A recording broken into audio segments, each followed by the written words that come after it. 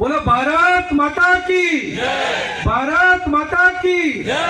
वंदे वंदे। આજે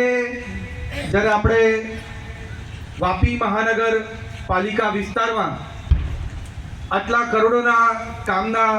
લોકાર્પણ અને ખાતમુહૂર્ત કરી રહ્યા છે ત્યારે આપણી સાથે ઉપસ્થિત આપણા પાર્ટીના લોકલાડીલા ધારાસભ્ય, આપણા પાર્ટી અને વલસાડનું ગૌરવ અને સાથે સાથે ગુજરાત રાજ્યના નાણામંત્રી અને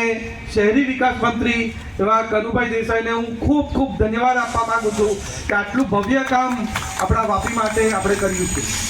સાથે જ ઉપસ્થિત આપણા વાપી મ્યુનિસિપલના commissioner Shri, deputy commissioner Shri, બધા અમારા સંગઠનના હોદ્દેદારો અને સામે ઉપસ્થિત દરેક લોકો,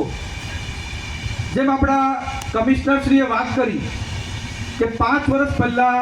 આપણા વિસ્તારમાં શું પરિસ્થિતિ હતી અને એના પહેલા 20 વર્ષ પહેલા કઈ રીતની પરિસ્થિતિ અહીંયા હતી, પણ મોદી સાહેબ જ્યારે મુખ્યમંત્રી બન્યા, એના પછી પ્રધાનમંત્રી બન્યા અને એના પછી જે ગુજરાતના દરેક વિસ્તારના વિકાસનું કામ કર્યું, ચાહે રૂરલ એરિયા હોય, કોસ્ટલ એરિયા હોય, આપણો જંગલ વિસ્તાર હોય, આદિવાસી વિસ્તારોને ખાસ કરીને જે આપણો અર્બન વિસ્તારનો વિકાસનો કામ આપણા મોદી સાહેબે કર્યું। મહાનગર પર તો આપણે એમ કન્સન્ટ્રેટ કર્યું જ કે અમદાવાદ હોય, સુરત હોય, બરોડા હોય, રાજકોટ હોય, જામનગર હોય, પણ સાથે સાથે આપણા ગુજરાતની અંદર ટિયર 2 અને ટિયર 3 સિટીઝને પણ ઉપર કરવાનું કામ આપણા મોદી સાહેબે મુખ્યમંત્રી હતા ત્યારથી ઝુંબેશ ચલાવી હતી અને એના કારણે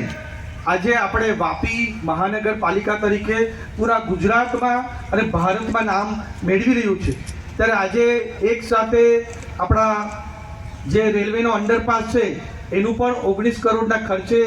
લોકાર્પણ થવાનું છે અને વર્ષોથી જે ટ્રાફિકની સમસ્યા છે એનું પણ નિરાકરણ થવાનું છે। સાથે જ 32 કરોડના જેટલા કામનું ખાતમુહૂર્ત થવાનું છે અને જેમ આપણા કમિશનર સાહેબે વાત કરી કે ગયા વર્ષે જ્યારે મહાનગરપાલિકા બની ત્યારે એક સાથે આપણે કરોડોના કામના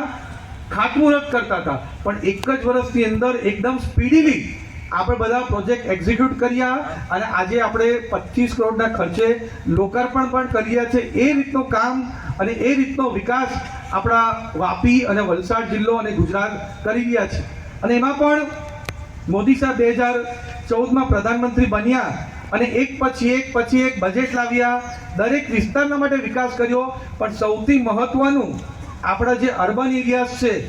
નગરપાલિકા છે, મહાનગરપાલિકા છે, એમાં વિકાસનો ખાસ એમણે પ્રયત્ન કર્યો અને હમણાં પણ જે તમે બજેટ આપણા કેન્દ્રનું પણ જોયું છે એમાં પણ અર્બન સિટી વિસ્તાર આપણે કઈ રીતના સારો બની શકે, સ્માર્ટ સિટી તરફ કઈ રીતના વિકસી શકે, એના માટે પૂરો પ્રયાસ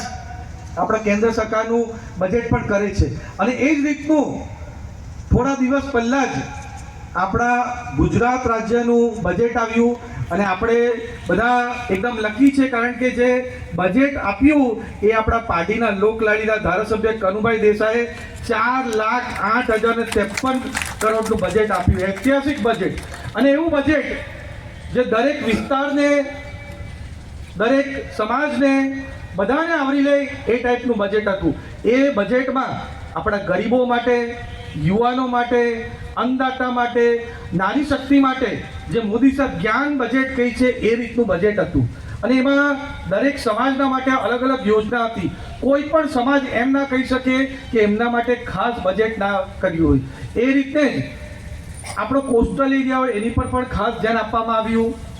આદિવાસી વિસ્તાર છે એમાં પણ ખાસ ધ્યાન આપવામાં આવ્યું, આપણી રૂરલ ઇકોનોમી કઈ રીતના ઉપર આવે એમાં પણ ખાસ ધ્યાન આપવામાં આવ્યું અને ખાસ કરીને આપણા કનુભાઈ દેસાઈ શહેરી વિકાસ મંત્રી છે તો આપણો અર્બન એરિયા કઈ રીતના હજુ વિકસે એના માટે પણ ખાસ ધ્યાન આપવામાં આવ્યું છે। એ રીતનું બજેટ આ વખતે પરિસ્થિતિઓ છે અને સાથે સાથે જે હમણાં અલગ અલગ ટ્રેડ ડીલ અલગ અલગ દેશો સાથે થઈ, પહેલાં યુરોપિયન યુનિયન સાથે થઈ અને પછી યુએસ સાથે ટ્રેડ ડીલ થઈ, એમાં આપણા પૂરા ભારતને, ગુજરાતને તો ફાયદો થયો જ છે, પણ ખાસ કરીને આપણા વાપી વિસ્તારમાં જે ઇન્ડસ્ટ્રીઝ છે એને બહુ મોટો ફાયદો થયો છે। જે કેમિકલ ઉદ્યોગમાં ટ્રેડ ડીલ ને ટેરિફના લીધે જે બધા ઇસ્યુ થયા હતા એ બધા જ આ ટ્રેડ ડીલ પછી બધા મટી ગયા છે. અને કાલે તો હજુ એક વધારે ખુશખબરી આવી છે કે